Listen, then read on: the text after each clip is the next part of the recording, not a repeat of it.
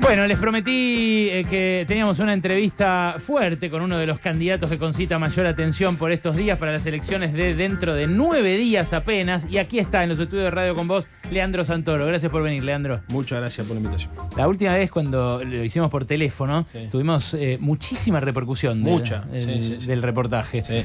Me imagino que a vos también te habrán llegado comentarios.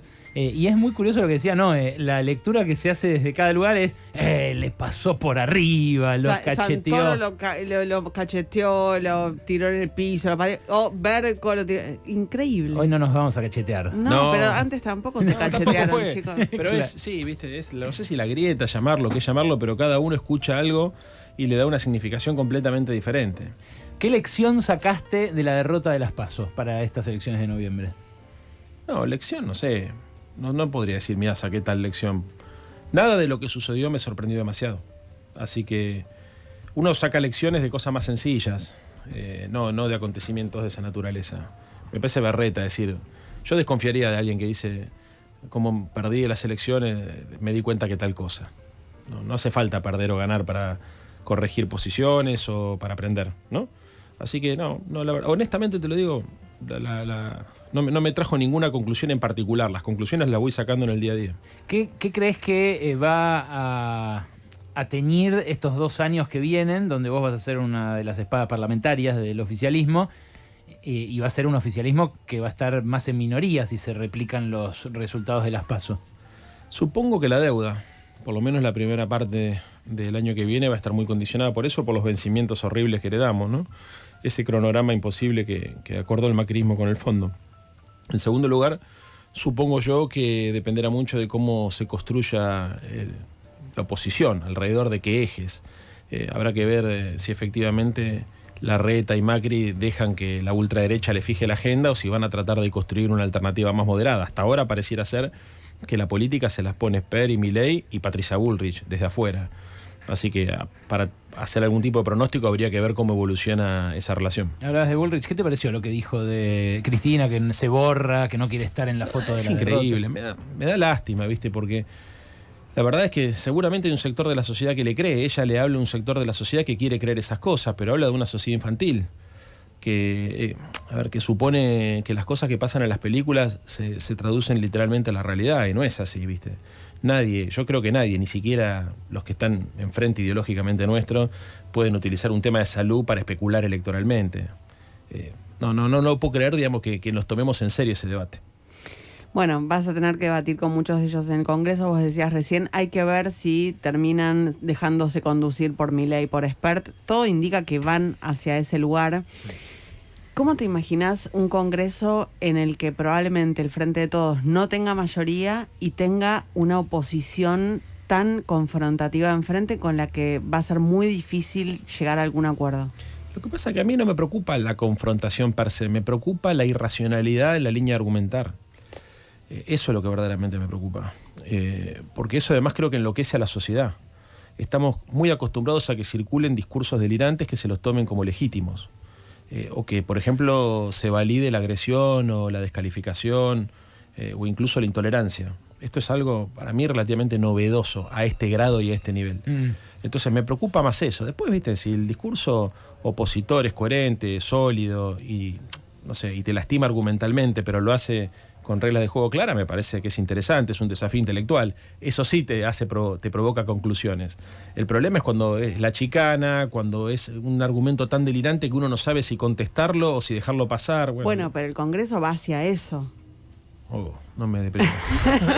Bueno, pero fue un poco lo que charlamos la otra vez, ¿no? En relación a la línea que fue por donde se fue corriendo el debate y los determinados discursos de la oposición. Puede ser.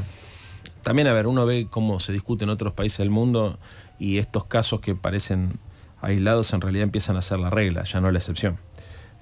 Pero bueno, ojalá no pase en la Argentina. No sé qué decirte. La verdad a mí me desconcierta mucho porque la verdad es que uno los ve más allá de la cuestión ideológica, ¿no? El mecanismo de razonamiento es lo que a mí me preocupa. El método que utilizan para pensar y para sacar conclusiones me parece realmente infantil. O sea, no estamos hablando de una discusión de valores, una discusión de ideas, estamos hablando de una forma de construir la argumentación, una forma de justificar las acciones, de validar las prácticas políticas. Es muy raro, francamente es muy raro. Yo estoy desacostumbrado a discutir en ese registro. Digamos, si lo tengo que hacer, voy a tratar de evitarlo y apostar siempre a elevar el nivel del debate. No sé, a veces me sale bien, a veces no me sale, pero también creo que hay gente inteligente del otro lado que se la puede utilizar en el buen sentido para tratar de construir un pacto de racionalidad. Bueno, a mí me gusta eso y de hecho veo que haces ese esfuerzo por elevar el nivel del debate. Ahora, metiéndonos en el tema deuda, que fue el eje de nuestra conversación la otra vez, y que cambió bastante, porque ¿cuánto pasó? Un mes y pico de aquel momento. ¿De verdad te parece que no hay otra alternativa que esta que está siguiendo el gobierno en la negociación con el Fondo Monetario? Porque uno ahora lo que ve es que el fondo se endureció, lo que cambió fue eso, básicamente, y que el gobierno empieza a barajar la posibilidad de un no, de una patada al tablero, digamos. Una patada al tablero que va a estar más, quizás más incentivada por la actitud del otro lado del tablero que por este, pero que en definitiva nos va a exponer a un debate que hasta ahora se soslayó desde el oficialismo. No, se soslayó de todos lados. Nosotros tratamos de instalar el tema siempre, desde el primer día. Alberto, cuando inaugura las sesiones en el Parlamento, habla de la herencia, de la deuda como herencia y de la necesidad de investigarla y la querella criminal y todas estas cosas. No, pero ahí quedó la querella, fíjate. No, bueno, sí, es la justicia, digamos. La querella no la lleva adelante el Poder Ejecutivo, la lleva adelante el Poder Judicial, pero Alberto la motorizó, instaló el tema en la agenda. No, en eso no estoy de acuerdo.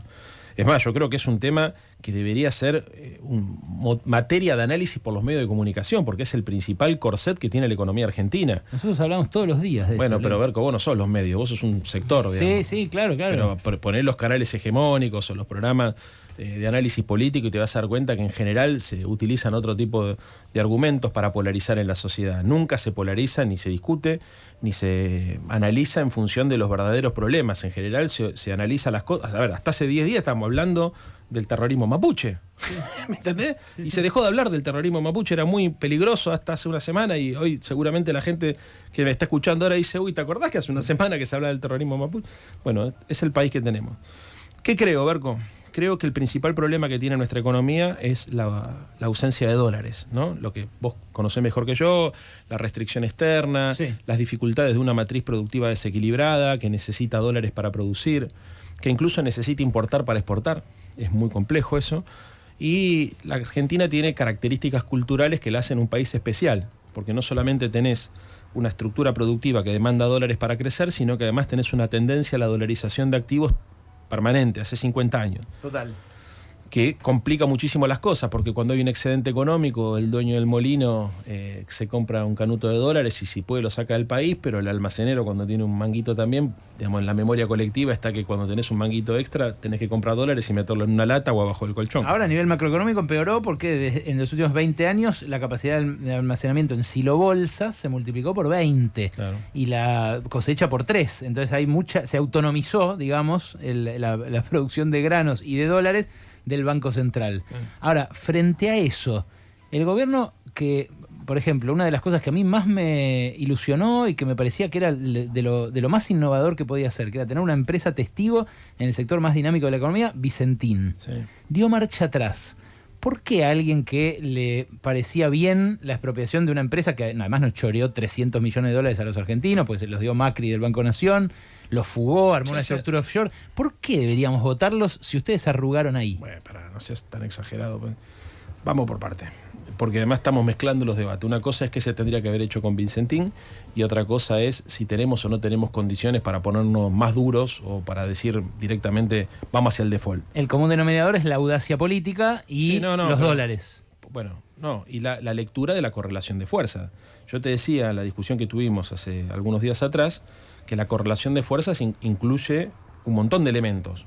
Desde el grado de conciencia social, pasando por el grado de organización política de la sociedad, hasta la cantidad de dólares que tenés en el Banco Central o la característica de los agentes económicos de tu país. Si vos sabés que frente, por ejemplo, a la amenaza al default, corres el riesgo de que los sectores concentrados de la economía, que no están concentrados hace 2 años, que están concentrados desde la dictadura militar, hace 50 años, no sé, te generen una corrida bancaria o te generen una corrida cambiaria, cualquiera de las dos corridas, que son dos mecanismos distintos que debilitan la capacidad de reserva de la Argentina, y bueno, más los medios de comunicación que tienen la capacidad de generar una psicosis y te instalan el tema del dólar como único tema hace por lo menos 30 días que están con este asunto, no hace falta ser un político muy inteligente para sospechar que un default lo que provocaría es una disparada del tipo de cambio, una lógica de desabastecimiento en la Argentina y una dificultad con los importadores y los exportadores. ¿Sabes qué me pasa cuando te escucho decir eso? Lo mismo que cuando lo escucho a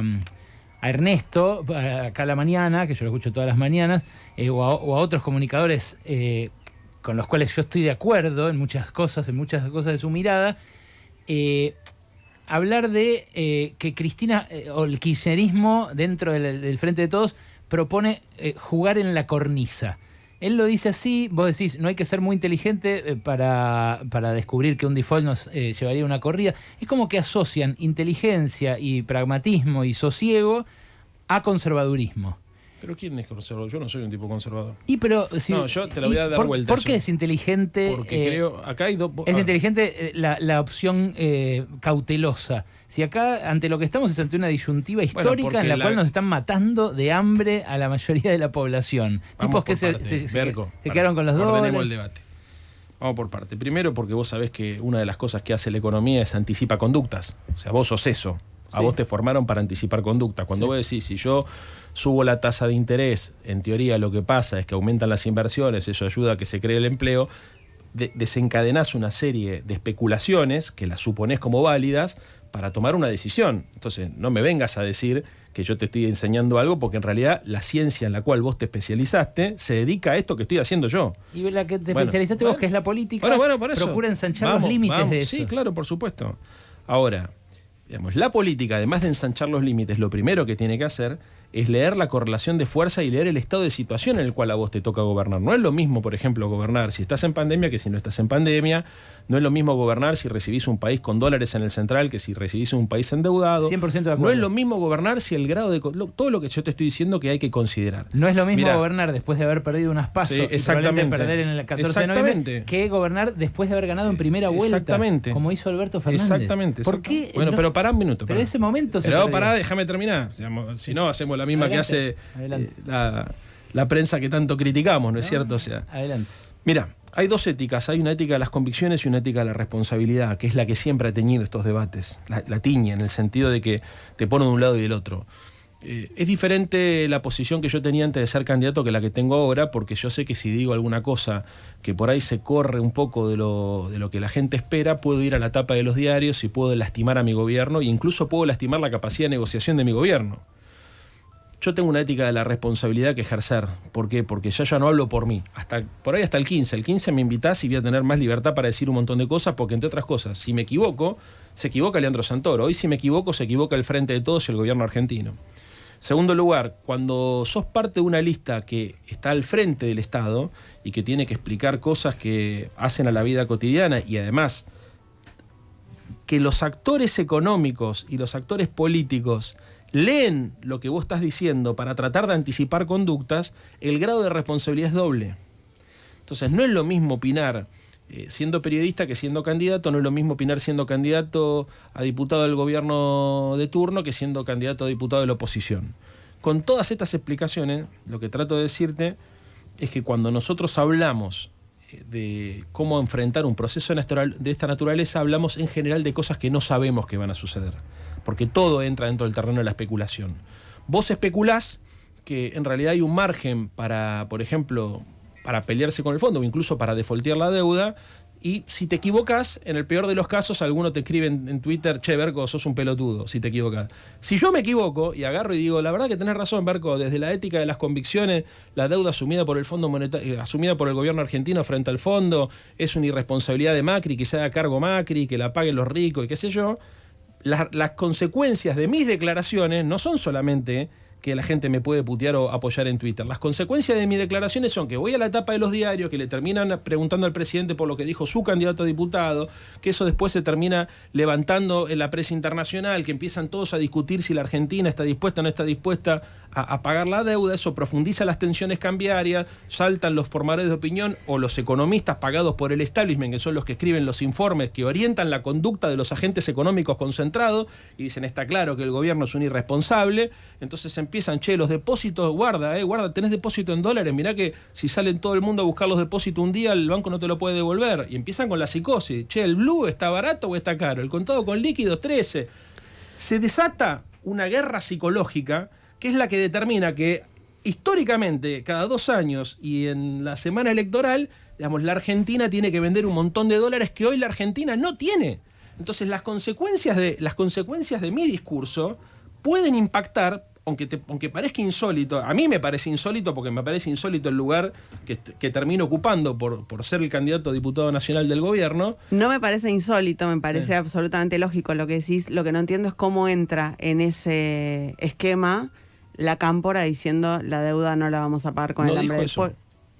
Con el hambre del pueblo. Bueno. Claro, porque ahí... Bueno, es equívoco porque la métrica de la canción... la métrica de la canción te deja pensar lo que quieras. Pero ojo. Es ambigua, ¿no? Si la tenés, pues la ponemos, Mauro, la de la Cámpora esa del hambre del pueblo, porque yo entiendo que la deuda no la vamos a pagar y después, punto y aparte, con el hambre del pueblo... Bueno, está bien, no importa. Pero en cualquier caso disuena con la ética de la responsabilidad que enarbolás vos para decir no puedo ir hasta allá. Lo que yo te estoy diciendo es que acá hay 2 problemas. El default para mí es el infierno. Y el otro infierno es el cumplimiento del acuerdo que firmó Macri con el fondo, porque tampoco lo podríamos cumplir. Y un acuerdo nuevo que te diga en 2 años tenés que tener superávit fiscal para pagarme esa plata que le presté a Macri. Bueno, a ver, como dijo Alberto, creo que después de nuestra conversación, si no se firmó con el Fondo Monetario Internacional hasta ahora, es porque no estamos aceptando esas condiciones que la Argentina no puede afrontar. Irresponsable sería decir, ¿saben qué? Sí, vamos a firmar un acuerdo con el fondo, dame 3 años de gracia y después vemos. Y si reelegimos, lo arreglamos nosotros, y si no lo reelegimos, que lo arregle el macrismo. Eso no pasó, Berco. Entonces, lo que hay que entender es el problema de bandearse hacia los extremos, no para opinar, sino para operar. Digamos, cuando vos hablás, opinás.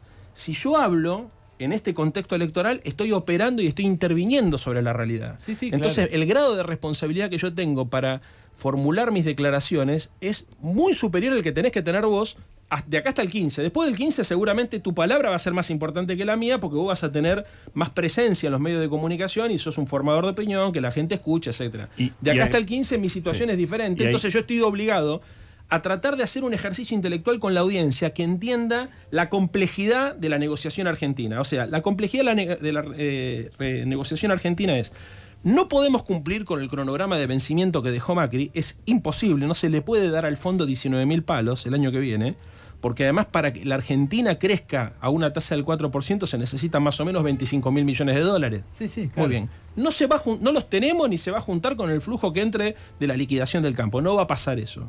Ni tampoco podemos ir a un default porque la amenaza del default implicaría hoy, si yo hoy digo, suponete, agarro acá y digo, bueno, no quiero que la izquierda dura nos saque votos. Entonces Leo, voy a agarrar ¿te acordás las amenazas que se veían en los diarios cuando estatizaron las FJP? Sí. ¿Te acordás lo que era el discurso de lo que iba a pasar con los bancos? ¿Y cuántos dólares había en el Banco Central en esa época?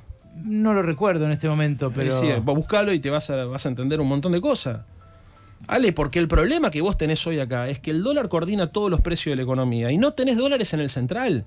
Y los agentes económicos no juegan a favor del gobierno. Los agentes, por ejemplo, no es lo mismo que te liquiden en marzo o en mayo cuando arranque la cosecha a que se hagan los giles. Pero en este momento tampoco es que no hay dólares en el Banco Central. ¿Cuánto hay? ¿Sabés vos? Hay 46.000 millones de dólares. Ale, sí, bruto. Ale. Vos contás las netas, que es la cuenta que hacen los economistas de determinado sector también. ¿Qué sé yo? No, Ale, es eso. Esa es la clave. Está la soja en un valor récord. Está bajando también. Bajando, pero en un valor récord. Pero los dólares que necesita la Argentina... Lo que yo te estoy diciendo es la línea de Sayar. No sé cómo te llevas con Alfredo. La mejor tengo, pero muchas cosas pienso distinto de él. Tenés 3 veces... Es más, hace poco salió un artículo horroroso en Página 12 que acusaba a la izquierda de haber votado en contra de determinadas leyes económicas, cosa que yo le cuestiono a la izquierda, yo le cuestiono haber votado en contra del impuesto a las grandes fortunas. De las grandes fortunas, claro. Pero hacer una nota macartista enlistando todos los votos para instar a la gente a no votar a la izquierda me parece una cosa miserable.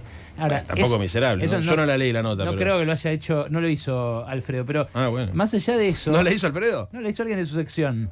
alguien de economía, quizás leí todo. Pero más allá de eso, la verdad que en determinados momentos de la historia el kirchnerismo tuvo una audacia que lo ponía en condiciones de decirle a la izquierda, efectivamente, vos hablás y yo hago. Pero, a ver, este gobierno no. Pero ¿de verdad no entendés que una cosa es hacer política con 40.000 millones de dólares líquidos en el central y otra con 4.000 o 5.000?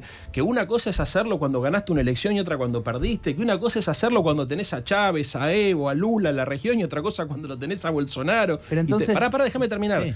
Porque si no se entiende, si vos creyeras que es cuestión de voluntad... Mirá, Néstor cuando empezó a gobernar, gobernó con un sector importante, por ejemplo, ¿te acordás de las corporaciones? Como cualquier presidente que arranca su gestión con poco poder. ¿Vos te acordás cuando le preguntaron por qué lo pusiste en 678, cuando le pregunta por qué lo pusieron a Redrado al frente del Banco Central? Y el tipo dice, ¿qué querés, que lo ponga a Kunkel? Sí. ¿Qué estaba explicando? Que la correlación de fuerzas en ese momento no le daba. La correlación de fuerzas, que vos lo tomás como una abstracción o como una suerte de ética de la resignación, en realidad es la diferencia entre hacerle el juego a la derecha o no hacerle el juego a la derecha, porque el riesgo que implica afrontar una pulseada de esta naturaleza, con las escasas reservas que tenés, con el cronograma peligroso y con la conducta de los agentes económicos no en el medio de no afrontarlo no es un riesgo también. A vos hay una dimensión que te falta todo el tiempo, que es la dimensión del tiempo, Alejandro. Te falta la dimensión del tiempo. ¿Vos te pensás que en política las cosas son ahora o no son? Al revés. No, hay momentos.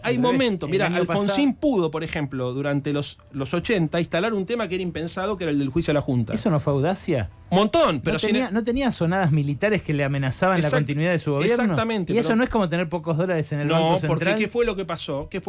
Llamó al pueblo, el pueblo se movilizó. Y se avanzó, y lamentablemente después hubo más alzamientos militares. Alfonsín llega a la conclusión, punto final, evidencia de vida, era eso, peligraba la democracia. Y con el tiempo después, cuando gobierna Néstor Kirchner, Alfonsín le escribe una carta a los diputados radicales y le dice, miren muchachos, estas leyes las sacaron con una pistola en la cabeza, con lo cual hay que derogarlas. Pero lo que inclinó todos la los balanza gobiernos en ese momento fue la movilización popular. Una movilización Alejandro, popular que vos considerás que no se podía, no sé, convocar. Me parece infantil suponer que vos vas a negociar con una movilización popular. Infantil, irresponsable. Y somos amigos, te lo tengo que decir. No. O sea, es lo que realmente pienso. ¿Qué querés? ¿No te enojes? Yo pienso. O sea, ¿a vos te parece que sí? A ver, y si te equivocás vos, ¿cuáles son las consecuencias? Pero yo no estoy gobernando. Ah, ese es el punto, ¿vale? Pero lo que te estoy diciendo es que la gente puede opinar diferente respecto de ese supuesto pragmatismo que encierra, en realidad... Obvio que puedo opinar diferente. Si el que impotencia. piensa diferente soy yo, que vengo a tu programa para discutir con vos, que sos el dueño de casa. No, pero es que esa operación de asociar lo posible o lo inteligente a no confrontar... es algo que vos elegís hacer, no tiene que ver con el tiempo. El tiempo, es más, si vos me decís cuándo fue más poderoso Alberto Fernández, fue al principio de su gobierno, ¿no? Sí. Ganó en primera vuelta 48% contra 40%, un gobierno que tenía todo para ser reelecto, toda la guita, todos los jueces, todos los medios. Y bueno, eso, más allá de la pandemia, que es un factor... detalle, ¿no? Bueno, pero ¿es lo único que pasó? No es lo único que pasó, pero sin duda va a ser lo más importante que vaya a pasar en los últimos años. A ver, no solamente a nosotros, Alejandro, no lo minimices. No lo minimizo. Bueno, a ver, se paralizó la economía mundial, fue un paro cardíaco en la economía mundial y nosotros entramos a la pandemia con 54% de inflación, 3 años de caída continua del Producto Bruto Interno. ¿Sabes qué es lo que va a pensar mucha gente? ¿Qué es lo que te dije el otro día? ¿Para qué una opción así si tengo al original? Perdóname, ¿cuál sería la opción alternativa? ¿Qué opción propones vos? Y el que va a firmar lo que quiere el Fondo Monetario. No estamos diciendo, porque ahí estás mintiendo, porque si nosotros quisiéramos firmar lo que quiere el Fondo Monetario, ya lo hubiésemos firmado, Alejandra, hace 2 años que estamos discutiendo con estos tipos. Bueno, pero los resultados ahora... Los resultados son que en el primer tramo del gobierno negociamos con los acreedores privados y lo ahorramos a la Argentina $40.000 millones. Esos son los resultados. Y le generaron un horizonte de pagos que, si se firma con el Fondo Monetario en estos términos, se va a juntar con aquellos. Pero ¿cuál es pagos? El modelo que propones vos? ¿Que dice al default? Yo creo que si Argentina le pusiera sobre la mesa al Fondo Monetario la alternativa de no pagar, podría correr el margen de la negociación. Pero vos querés que no hay que pagar. No, bancátela, porque vos sos consciente que decir. Sí. A ver, la discusión es: ¿vos creés que se puede defoltear en la Argentina la deuda? Sí. ¿Sí? ¿Y cuál es la consecuencia del día siguiente? En los momentos en los cuales Argentina creció más, fue en los momentos en los que no pagó deuda. La bota sobre nuestro crecimiento, lo probó Néstor Kirchner, son los pagos de la deuda. No, es eso. Alejandro, Sí, lo que entre lo que hizo 2013 y 2008. Néstor le pagó al Fondo Monetario porque tenía dólares acá. El detalle que... Al principio del kirchnerismo Ale, no había esos dólares. Sí, Ale, exactamente. Entre 2003 y 2005 exactamente, no pagó tampoco. Entró en atrasos, en arrears. Entró. Sí, Alejandro, pero venía el default de la deuda lo había hecho Rodríguez Sá. La deuda privada, no bueno, con el Fondo Monetario. Pero a ver, la Argentina estaba destruida. Lo que yo te estoy diciendo es, las consecuencias de declarar un default hoy, ¿sabés cuál sería? Una corrida bancaria y una corrida cambiaria. Y además la consecuencia sería que lo que ya sabemos que hacen estos actores, y lo que provocaría es un golpe de mercado. Con esta correlación de fuerzas, que vos considerás inmutable. No considero inmutable, si no, no haría política. Yo hago política desde que tengo 13 años. Lo que sé leer son los tiempos históricos. No es lo mismo cuando estás saliendo de una recesión que cuando estás en una depresión o que cuando estás en una situación estable. Son ciclos económicos, Alejandro. Vos también lo conocés. Sí, ¿qué vamos a hacer? ¿Qué vamos a hacer de acá saber en leer adelante? los ciclos económicos, ¿vale? ¿Qué vamos a hacer de acá en Ale, adelante? vos estás hablando como si... A ver, por ejemplo, yo te hago una pregunta. ¿Vos crees que tenemos los dólares suficientes para bancarnos 2 años de crecimiento del producto? Sí. ¿Dónde están los dólares, Alejandro? Los tienen los argentinos ricos en sus cajas de seguridad y en sus cuentas en el extranjero. No te estoy corriendo por izquierda. Esto lo dice Martín Redrado. Sí, ya sé. Martín Redrado lo que dice es: generemos las condiciones para que desahorren, como desahorraron en el primer kirchnerismo, los argentinos. ¿Y vos crees que las condiciones para que esos señores que tienen dólares en las cajas de seguridad o que tienen dólares afuera es declarando un default? No sé. No sos serio, Ale. No sos serio. No. Porque que vos me digas, la única forma es convencerlos, seducirlos. Entonces es pero Alejandro lo que me propone. Ale, sí. Ale, las personas, los privados, los particulares que tienen 300.000 palos afuera, sí, que los tienen hace muchos años, porque bueno, ya sabemos. Si se les ofrece una alta rentabilidad. Si se les ofrece un default en la Argentina. ¿Vos crees que solamente van a mirar al Fondo Monetario? Si tienen ganancias como las que tuvieron en el kirchnerismo. Yo te voy a decir una cosa que yo creo que vos lo sabés. Piensan de una manera distinta de como pensamos nosotros y como, si querés, piensan distinto de como pensás vos incluso. Yo también, obviamente, ¿no? Sí. Pero para que te sea más fácil aceptar lo que te digo. Una vez Miguel Peirano me dijo, el gran economista que yo respeto mucho, me dijo: los argentinos somos rápidos para dolarizarnos, sí, pero también para desdolarizarnos. Cuando ofrece la Argentina una cantidad de negocios muy rentables para los argentinos que tienen dólares afuera, ese argentino lo cambia por pesos y hace el negocio. Pero vos creés que eso sucede, ese argentino que tiene dólares afuera, no estamos hablando de lo hicieron cuando estábamos en default. ¿Vos creés que si el gobierno de Alberto 2003, Fernández 2004, 2005. Ale, con una mano en el corazón decime, porque si no, de verdad, ¿vos creés que si el gobierno dice voy a declarar el default, esos argentinos traen los dólares a la Argentina? Y en estas condiciones ahora no, pero... bueno, entonces basta, Ale. No, porque ese es el punto. Una cosa es que vos tengas 40.000 millones de dólares líquidos en el central y si yo me banco 2 años de enojarme con el fondo. Ahí la variable de tiempo se te escapa a vos. No, porque Ale, yo lo que digo es que la correlación se puede construir. ¿Fuiste a comprar un auto? O sea, ¿conocés a alguien que haya ido a comprar un auto ahora? Hay problemas para que te lo entreguen. Hay problemas. Entonces, viste, el tema del desabastecimiento, la Argentina es muy frágil, es muy precaria, Ale.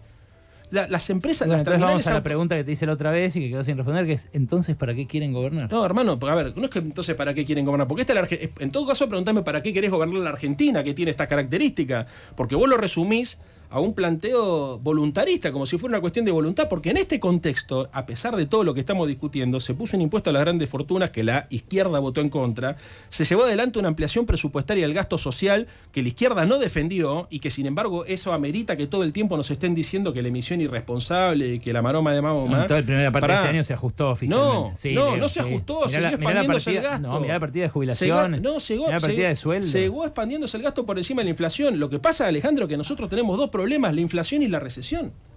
Ale, entonces si vos me decís, si separamos las cosas como fuesen dos problemas distintos, tenés razón vos, pero como los problemas están juntos y la manera de estabilizar el tipo de cambio y la manera de sostener el crecimiento económico es resolviendo el conflicto con el sector externo, los dólares, ese es el gran punto acá. Pero si no, no parece. A ver, ¿sabes para qué uno gobierna? A mí me parece que ustedes escuchan. Yo te escuché una vez que acá en una entrevista con Ernesto, con Jairo, les decías: yo los escucho cuando hablan con Emanuel Agis, sí, que a mí me parece muy respetable como economista. Hace mucho tiempo que no hablo, porque nada, teníamos una relación que ahí quedó, pero. No hablamos hace un tiempo, pero. Me parece que están escuchando economistas muy conservadores, ustedes, porque... Primero no me pongas en un ustedes, porque yo es más, casi te diría, no tengo amigos, no sé, bueno. No tengo, está bien, ¿con quién hablo yo de economía? Con Alberto, ¿quién hablan ustedes? Cuando digo ustedes, el núcleo decisorio del Frente de Todos. Y siento que escuchan a economistas que les hacen pensar que se vendría el mundo abajo. Y lo que yo pienso es que el mundo ya se nos está viniendo abajo, que nos estamos empobreciendo mucho por no confrontar. No, yo pienso que es al revés, que cuando vos lees los diarios te das cuenta que los problemas... A la derecha nos acusa de confrontar mucho. Venimos de congelar los precios de los alimentos. Estamos congelando los precios de los medicamentos. Te congelamos las tarifas, congelamos los despidos, congelamos los desalojos. Bueno, capaz escuchan demasiado a la derecha. Porque vos minimizás eso, ¿me entendés? Y la verdad, si eso no existiera, tenés razón vos, pero existe. Entonces, cuando vos agarrás y abrís los diarios, los principales medios hegemónicos, ¿qué es lo que te dicen? Che, ¿ustedes creen en el capitalismo o no creen? ¿Creen en la propiedad o no creen? Vamos camino a Venezuela. Bueno, entonces te están corriendo ellos. No, escúchame, déjame el razonamiento. Toda esa catarata de descalificaciones, de macartismo, digamos, si querés, a la inversa, ¿no es cierto? Que hacen estos tipos, lo hacen como consecuencia de que el gobierno, a diferencia de lo que vos estás planteando, tomó decisiones muy complicadas para que en un contexto caótico, como fue el contexto de la Argentina de Macri iniciándose la pandemia, no se pulverizaran 30.000 pymes. O sea, nosotros sostuvimos la oferta, la demanda, declaramos los medicamentos gratis, congelamos las tarifas, Alejandro, se subsidió la tasa de interés para que la industria pueda seguir funcionando, se reforzaron todos los programas sociales, la cantidad de cosas que se hicieron, se puso el impuesto a las grandes fortunas, se avanzó en la declaración de servicios públicos esenciales con las empresas de telecomunicaciones que son las dueñas de los canales de televisión. Aumentan 10% ahora en diciembre. Y porque lo frenó la justicia, Ale. Bueno, por eso. Bueno, a ver, pero gobernás vos, porque también es sencillo, ¿viste? O sea, vos agarrás y decís, es cuestión de voluntad.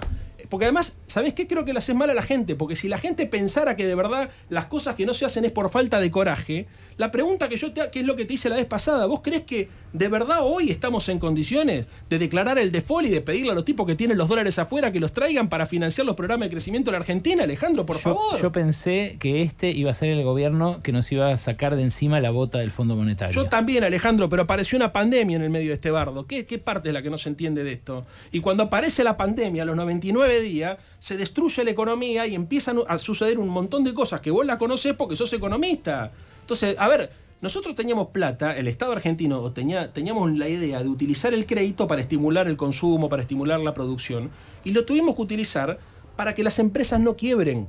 Se hizo el plan de salvataje de la industria más importante de nuestra historia, en un contexto increíble. A ver, hoy nos están diciendo, ¿por qué no descongelan tarifas? ¿Por qué no recortan los subsidios? ¿Vos sabés la presión que es eso? ¿Y el gobierno cómo lo ha enfrentado? Eso, digamos, decir que ¿para qué gobiernan? ¿Sabes para qué gobernamos? Para que la factura de luz, de gas y el transporte público no esté al 1000% más. ¿Vos te imaginás lo que hubiese sido esta pandemia con eso? ¿Vos te imaginás lo que hubiese sido esta pandemia si nosotros no reforzábamos los programas? A ver, Ale, pusimos una tarjeta alimentaria y le damos de comer a 4 millones de personas. Y nos corren con el gasto público. Y me decís que no, ¿para qué gobiernan? Gobernamos ahora, para eso. Ahora, inicialmente, ¿es lo que nos gustaría Leandro, idealmente? No, no es lo que nos gustaría idealmente, pero entendamos dónde estamos parados. Inicialmente, en el primer mes de la pandemia, ¿no se había construido una legitimidad mucho más fuerte del presidente, incluso en la conducción? Ahí se empezó a discutir el impuesto a las grandes fortunas, de hecho. Ahí había algo, incluso la imagen positiva de Alberto estaba muy alta, la oposición le decía... Nuestro capitán. Ahí había una legitimidad muy fuerte. ¿No crees que quizás faltó tal vez acelerar en ese momento? Y bueno, pero a ver, dame un vaso de agua acá, que sí, me estoy quedando con la voz ronca. Ahí te traen. No te dan nada acá. No. Y bueno, es que nada te sí, yo dije que no se iban a agarrar a piñas y no, yo lo quiero mucho. Están haciendo quedar mal. No, pero por suerte tenemos pero yo valoro mucho te quiero. Mucho te quiero. Estas conversaciones de verdad no pasan porque la gente no se saca el cassette, porque se preguntan siempre las mismas cosas sobre la boludez del día, de la semana. Esto es importante. Bueno, ahí le trajimos agua. No, y además también porque, bueno, hay candidatos de la oposición que van a lugares mucho más confortables para claro, charlar, claramente. ¿no? Claro, ¿qué me preguntaban? Porque en el principio de la pandemia... Sí, yo te preguntaba eso, digo, porque ahí hubo una construcción de legitimidad en donde parecía que el propio Alberto, con su discurso, incluso cuando hablaba a Techín, avanzaba y parecía acelerar. Después eso se fue diluyendo. Puede ser, lo que pasa que también, viste, era absolutamente inescrutable lo que iba a pasar. Nadie sabía. Yo le vi la cara de terror a muchos funcionarios, viste, cuando venían los informes de afuera de cómo evolucionaba el virus. Y cómo estaba el sistema de salud. Y o sea, fueron muchas decisiones. Es fácil opinar de afuera, pero la verdad que estaban teniendo que tomar decisiones frente a lo que desconocían. Nadie sabía cómo iba a evolucionar el virus, ¿viste? Y nadie sabía también ¿cuánto tiempo íbamos a estar encerrados? ¿Cuánto tiempo la industria iba a estar parada? Digamos, acá en la Argentina se esperaban cosas horribles, se pronosticaron saqueos, se pronosticaron desabastecimientos, se pronosticaron de todo. Hasta Duhalde había pronosticado, viste, que iba a haber un golpe de Estado, que no iba a haber elecciones. La Argentina tiene una fragilidad.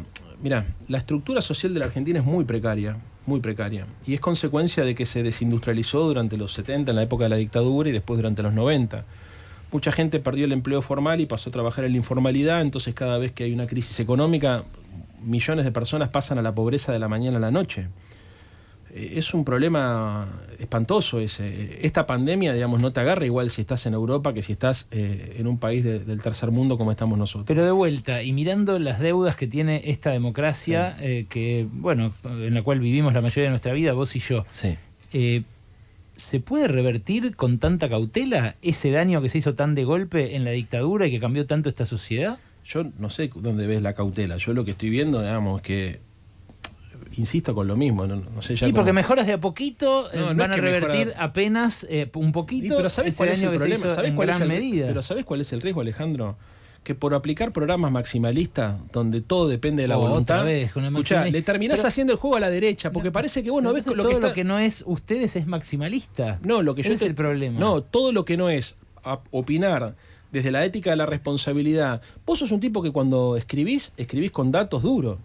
Entonces, viste, vos tenés cifras todo el tiempo y creo que estás ganando el prestigio en el periodismo argentino porque sos un tipo rígido para hacer análisis. La semana pasada, si yo te estoy diciendo algo, el embajador, un dato duro. La semana pasada el embajador yanqui que va a venir acá dijo que nosotros somos un bondi destartalado que no le andan las ruedas. Sí. El presidente 4 días después le sonrió embelesado con cara de feliz cumpleaños con el canciller atrás que por poco le salían corazoncitos. Sí. ¿Eso es de zurdo, querer a mi patria al punto de que me dé bronca que un tipo que va a venir de embajador norteamericano nos diga bondi destartalado y que no tenemos plan económico? No, yo te diría una cosa, yo no descalifico a las personas porque son de izquierda y jamás se me ocurriría utilizar el adjetivo zurdo. Bueno, pero lo sugerís cuando decís que es maximalista mi posición. No, es maximalista la idea de suponer que si vos convocás... Yo te hago una pregunta. ¿Hizo bien en sonreírle tanto a Alberto a Biden? Te hago una pregunta.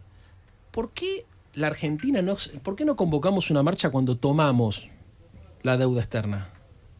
¿Por qué la Argentina no reaccionó cuando vino el Fondo Monetario Internacional? Perdóname, el 2017 fue un freno a Macri por lo que pasó en la calle, no por lo que pasó en las urnas. Jubilados, pero no te estoy hablando por de la lo que deuda, pasó en la calle, no en las urnas. ¿Y vos te pensás que no tuvo que ver con la deuda? Ale, la Argentina inició el proceso de timba financiera apenas asumió Macri cuando desregularon todo el sistema financiero, ¿no? Sí. Que quitaron el parking, todas esas cosas que la gente, muy técnico, pero es lo que permitía que los capitales... Bueno, ahí no se notaba, ahí la gente no salía a la calle porque no se notaba que nos estaban haciendo mierda. Venían a escolasear acá, pero todos sabíamos, no pasó nada.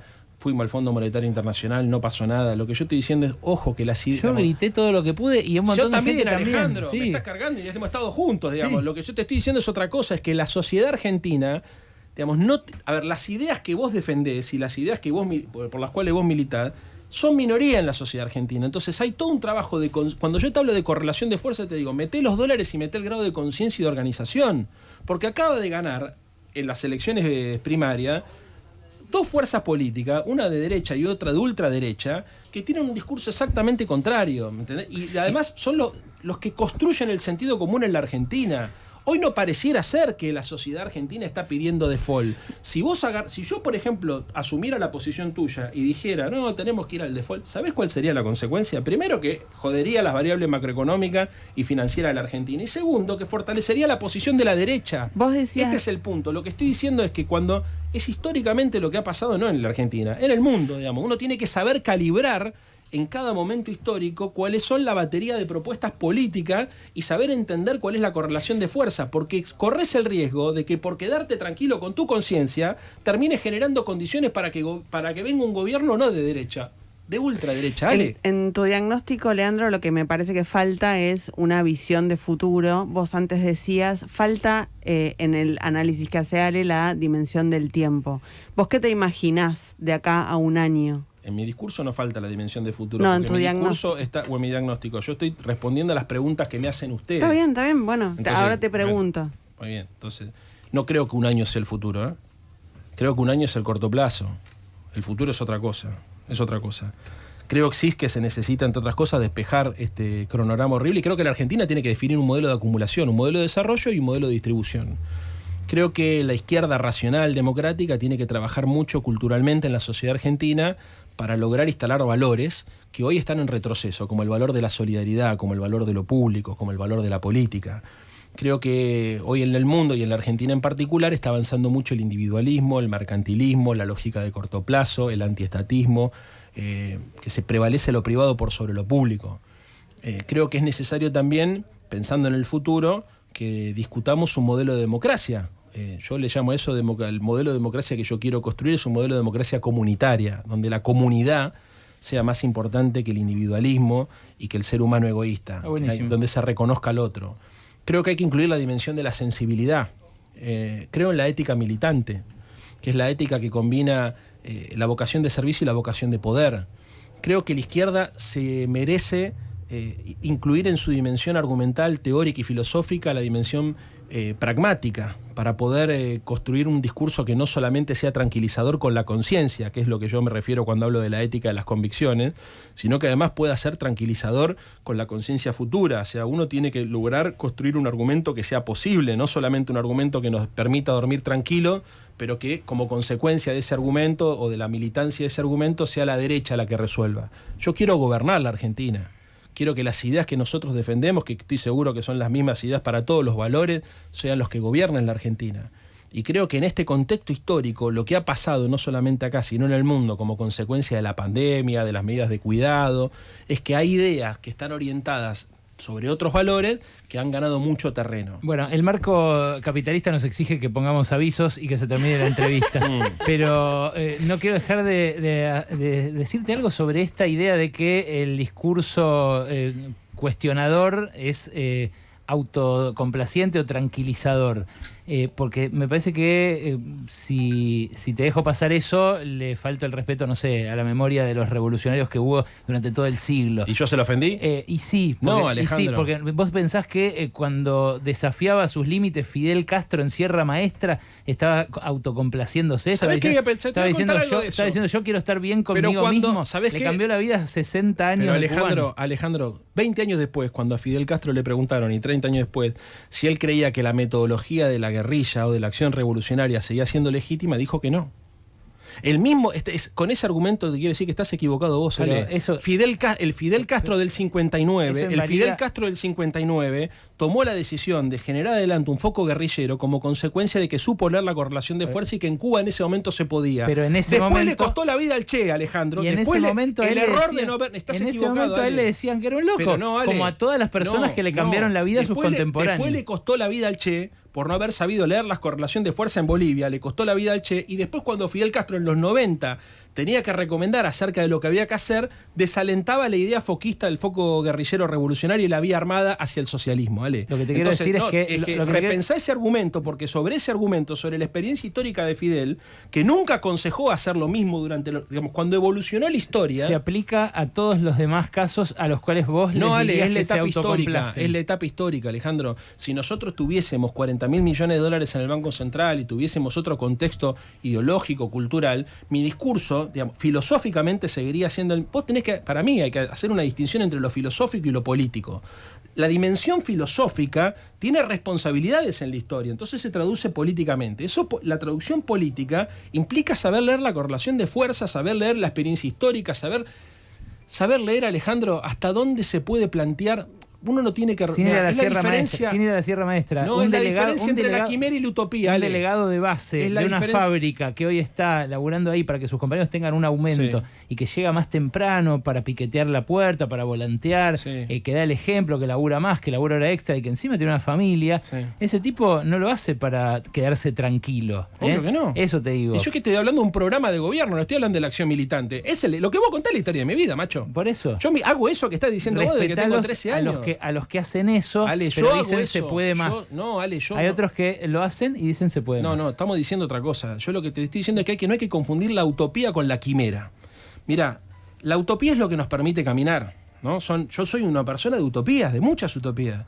De verdad, o sea, yo estoy todo el tiempo leyendo y estudiando. Bueno, está bien. Sí. Y además milito y me comprometo políticamente. Claro. O sea, no tomo la yo te valoro más eso. O sea, yo me imagino que la gente quiere en vos no un utópico, sino un transformador. La quimera, Alejandro, lo que termina haciendo es desalentando incluso las posibilidades de construir esa utopía, de alcanzar esa utopía.